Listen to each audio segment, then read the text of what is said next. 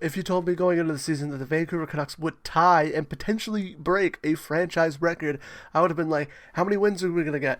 Who's going to break the single season goals, points, assists? How good's Quinn Hughes' season going to be? And then you tell me it's the losses record. We have 10 straight losses. And it could be 11. It probably will be 11.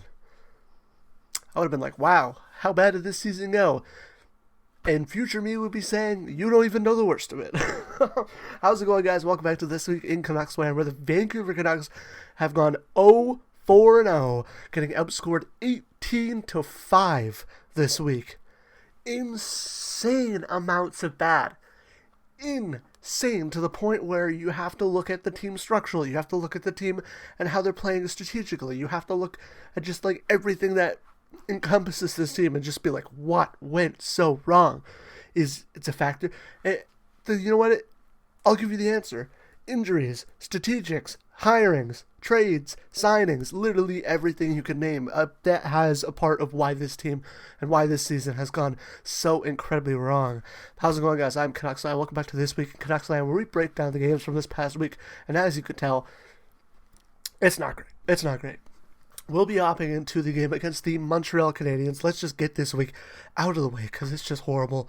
And so I have more time to say my thoughts because I'll just let myself let loose a little bit.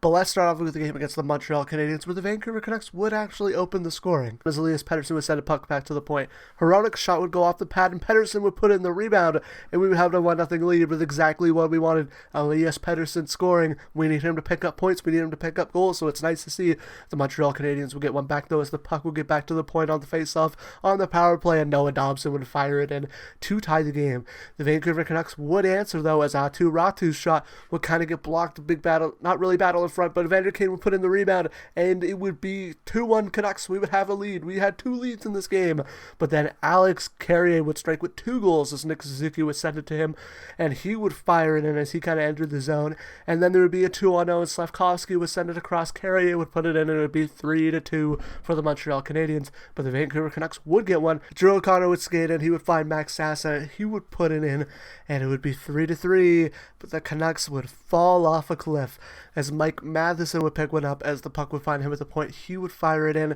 and then the Habs would pick up another one. As the puck would be behind the net, it would be sent in front to Slavkovsky. He would put it in, and then yet another one as the puck would be sent over to Oliver Kapanen, and he would put a one-timer in, and the Montreal Canadiens would win 6-3, and the Vancouver Canucks did not have a great game at the end, but you know what? Picking up 3 goals against a really fun to watch and really good Montreal team, it was nice until, we kind of fell off. We would move on to a game against the Ottawa Senators, where it would be another bunch of defensive goals, as off the draw, the puck would find Zub, he would put it in, and guess what? I'm not replaying the same goal from Zub. Spence off the draw would put it in, and that would be a 2-0 lead for your Ottawa Senators. The Vancouver Canucks would pick one up, though. Linus Karlsson would find Pettersson for a one-timer, and he would put it in. So 2 goals for Pettersson this week, which was nice to see. But the Vancouver Canucks would lose 2-1 to the Ottawa Senators. A very quick game to get through, but yeah, I just want to get through these games as quickly as possible as we move on to a game against the Columbus Blue Jackets, where the Blue Jackets start off with a goal as the puck would be sent down there to Charlie Coyle. He'd make a nice move and put it in, and the Columbus Blue Jackets would have a 1-0 lead. They would get another one as Kirill Marchenko would power his way out of the half wall, and he would fire it in, and it would be 2-0, and they would get yet another one as Werenski would get the puck near the blue line. He would skate in and fire it in, and it would be 3-0 for the Columbus Blue Jackets, but the Canucks would get a goal. The Canucks would get their final goal of the week, as on the power play, Elias Pettersson would make a nice pass to find Brock Besser, and he would fire it in, breaking the curse. It was like a 22 game goalless streak for Brock Besser. Finally, he puts the puck in the net. It was nice to see. Let's go. Besser picked one up. They would get one more, though, as it was a 2-on-1. I'm pretty sure Kent Johnson would put it in for the Columbus Blue Jackets, and the Canucks would lose 4-1, but it was just really nice seeing Besser pick up a goal, finally. Then Kane got a goal. Besser got a goal this week. DeBrusque got a goal last week. It was nice to see. And then we move into the game against the Oilers, where I had low expectations, honestly. I thought the Oilers were going to dummy us. We had Tolopilo in net. I was expecting a game like what happened. But a part of me would have just been like, we're on a 9-game losing streak. We're one loss away from tying the record for most losses consecutive, it would be hilarious if we beat the Oilers. And it would just be kind of like, you know what I mean? Like, of course we beat the Oilers. And the Oilers would be like, of course we lost to the Canucks at that time. Just kind of that funny. It didn't end up being that, though, as the Oilers would destroy the Vancouver Canucks. As Lazar would send the puck to Roslovic, he would make a move, put it on the backhand. A little bit of goalie interference, but I don't think it was. Like, Lazar went into the goaltender, but I think it was the right call. I didn't mean to say, like, a little bit of goaltender interference. I meant, like, on the play, you could technically, yeah, you know what I mean. There's no point in arguing. We let in 5 more goals. Oh no, they didn't score the first one. They scored 5 more. But the Oilers would add another one as Evan Bouchard would skate all the way in and just give it to Zach Hyman. He would put it on the backhand. And it's 2-0 lead for the Oilers. They would add another one. As Kasperi Kapanen would find himself on a breakaway, and he would fire it past Tolopilo to make it 3-0. They would add another one thanks to Roslovic yet again, as Ike Howard would send it to him, and he would put it in. And then they would add one more as the puck would be sent over to Kapanen, and he would put it in. And then they would add another one as McDavid would be skating in. His shot would kind of be blocked, but Podkolzin would pick it up, and he would fire it in. It's good for Podkolzin scoring a goal against his former team. Good for Roslovic scoring a goal against the team that pursued him heavily this offseason. 2 of them, actually. And Kapanen, it's nice to see Kapanen score. I've always been a bit of a fan of him. And Zach Hyman scoring, whatever. But yeah, just... I don't know, just like good for these guys for scoring, but I don't know what else to say about that game. That was atrocious. But yeah, let's get into my thoughts about the week, and boy, do I have plenty. All right, in terms of my thoughts, honestly, I think that after this season, if you want your team to at least be competitive and show the rookies, show the young players what this team could be, Adam Foote has to go. I don't care if you think you're going to get a coaching bump. I don't care if you think that getting a new coach is going to help or worsen the tank next year. Adam Foote has to go. It's the first step. Step 2, I would look at management. If they have a good draft and you see some good prospect development coming in, I think that this management group has been a little bit better when it comes to development and late round picks and really juicing the most you can out of drafts. So I feel like that's why they should stay. For the rebuild, I know that's an unpopular opinion, but you do kind of have to look at it. I think look at what they do at the trade deadline.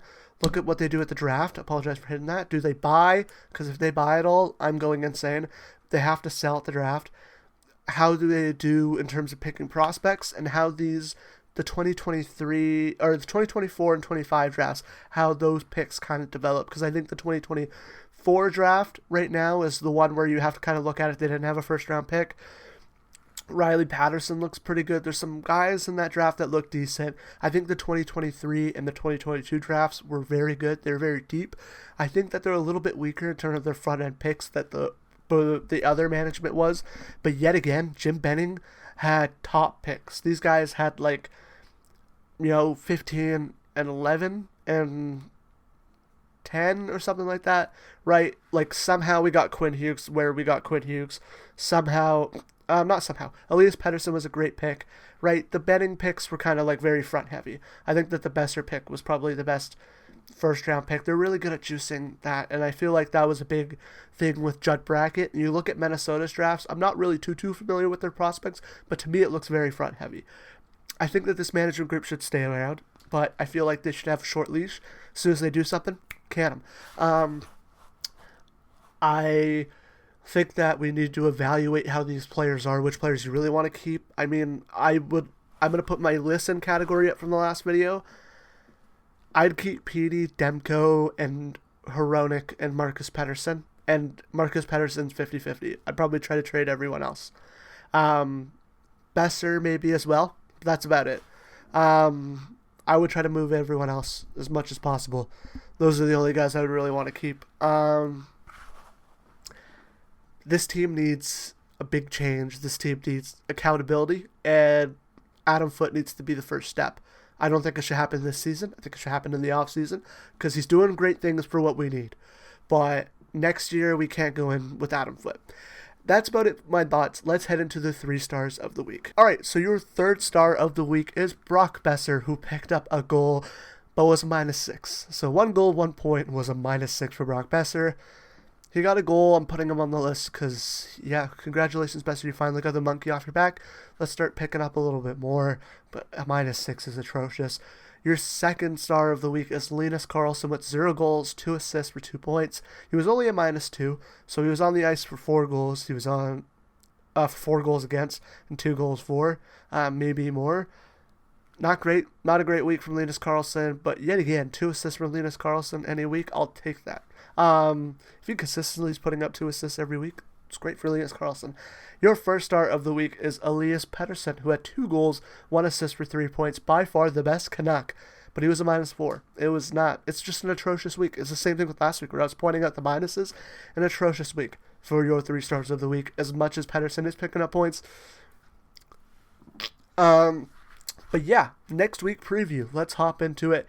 We have the New York Islanders on Monday, so that's today at the time of upload, tomorrow's the time of recording, and then on the Wednesday we would play the Washington Capitals, and then we end off the week against the New Jersey Devils, so just a 3-game week for next week in CanucksLand, and then, yeah, we'll see how the losing streak is. So the New York Islanders, my predictions, we're going to lose to the Islanders, lose to the Capitals, and it's going to be a 50-50 toss-up between us and the Devils. I feel like the streak ends at the Devils game, but yeah, that's not a great thing to say. I hope the streak ended at the Buffalo game way back then. You know what I mean? But yeah, that's about it for this one. Thank you guys so much for watching. If you're a Canucks fan and you enjoy this kind of content, make sure to hit that subscribe button. Let's be miserable together. Leave a like. Let me know down in the comments. Anything. I don't know. What you thought about my take on management. I might do a whole big video about that soon. I made a video on management recently, so I'm kind of stingy. Let me know if you guys would like to see a video about why I think management would be good to go through the rebuild, even though I kind of made that about like the Quinn Hughes trade. But yeah, without further ado, the video on your right is the video from Friday. The video on your left is the video from Wednesday. Subscribe's right down under there, and I'll see you guys in the next one. Bye.